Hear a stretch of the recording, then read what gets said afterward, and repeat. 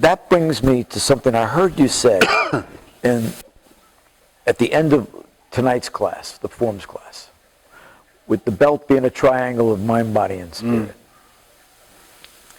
And to me, I may be wrong, but I think if you did a mental health study with our students and instructors and compared it to the general public, I would like to think, from what I've seen so far, that our student body, and I'm sure there are exceptions, are using their martial spirit and keeping their body moving by attending the classes that we have online and keeping their mind sharp, which is so important. Because every day looks like Blur's Day to me. Uh-huh. Well, my feelings on that are this. And you know I have feelings about it, right? Taekwondo is very much like yoga or dance or any physical activity that has a lot of philosophical content below the hood, right? Under the hood. You can jump into the shallow end or you can jump into the deep end, right? You can come to a Taekwondo class and learn how to do a front kick, a side kick, a reverse punch, a wrist lock, a sweep, whatever it is, and take that home with you. And chances are, if you practice diligently, you'll likely be able to defend yourself if someone were to attack you. If you want to change your life, if you want to enrich your life, I'm very careful about saying, change your life with Taekwondo, because I like my life. You like your life. Maybe you don't want to change it, right?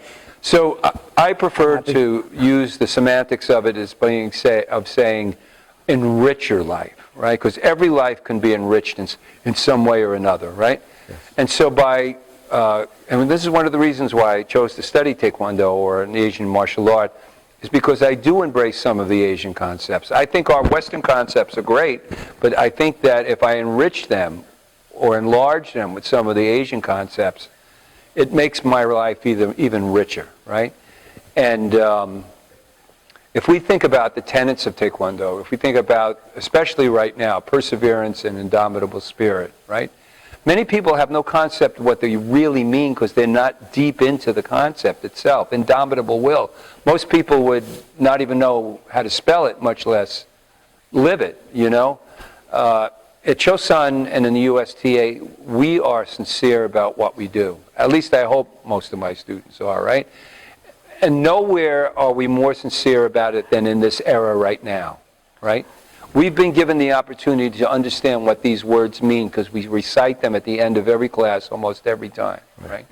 And I've been telling my students for years, and I hate to keep bringing it up, but Taekwondo to me has always been a lifeboat on troubled seas, right? We've all come across difficult times in our life. And if we have a central focus, if we have something to grasp onto, for many of you it's religion, right? And that's fine. But to me personally, there's a certain dogmatic component of religion that I don't find appealing, right?